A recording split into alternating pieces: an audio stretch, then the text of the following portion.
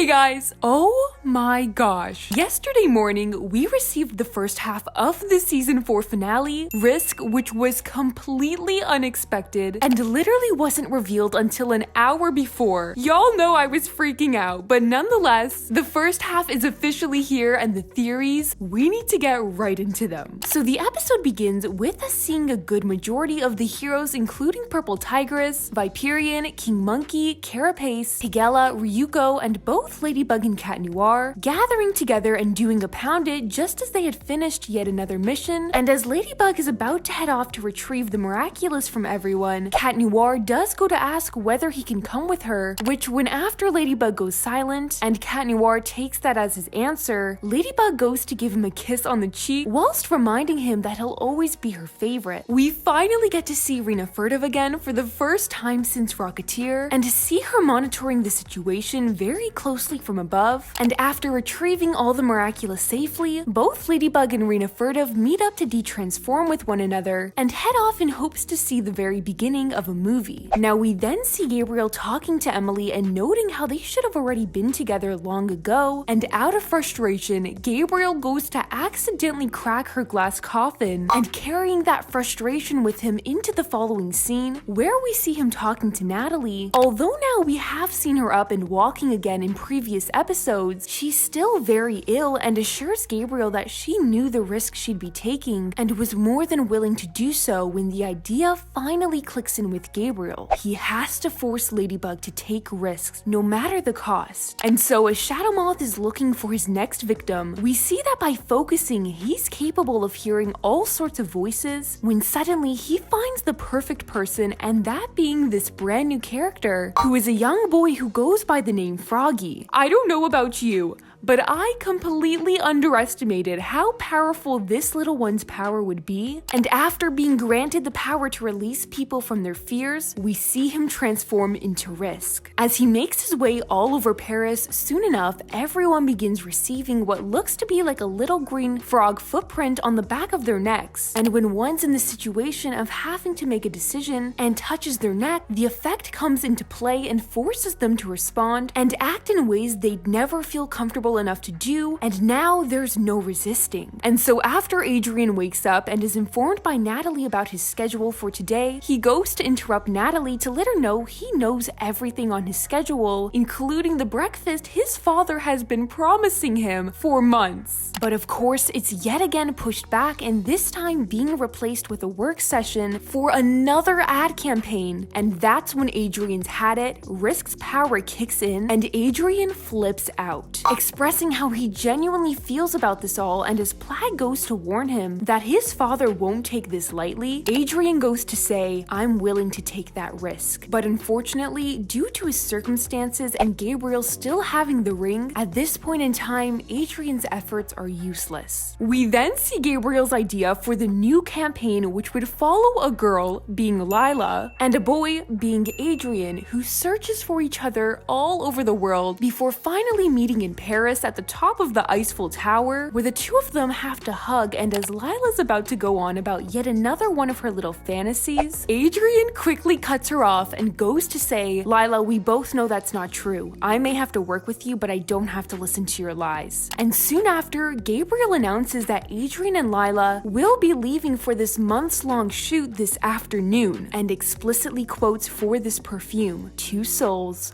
one mind, one heart." If that wasn't senti-monsterish enough, just wait for the rest of the things and theories I'll be talking about from this episode. And so it being the next day, Marinette has now discovered that not only is this Adrian's last day of school, but as well that he'll be leaving with no other than Lila. And just in time, as Risk bikes by, the mark is activated and Marinette refuses to let this opportunity slip away and charges out to talk to him, and thanks to Alia being the best friend she is, takes Marinette out so that she can have the chance to talk with Adrian, and when doing so, he confesses how sick it all makes him feel, and that no one would understand where he's coming from, considering how amazing they all seem to think this is. And that's when Marinette says, I understand you. And Adrian goes to happily say, well, you're the only one, and holds her hand. He even explains how it feels like this invisible force is holding him back. And as Marinette appears to be on the verge of confessing to him her true feelings, Lila has to budge in.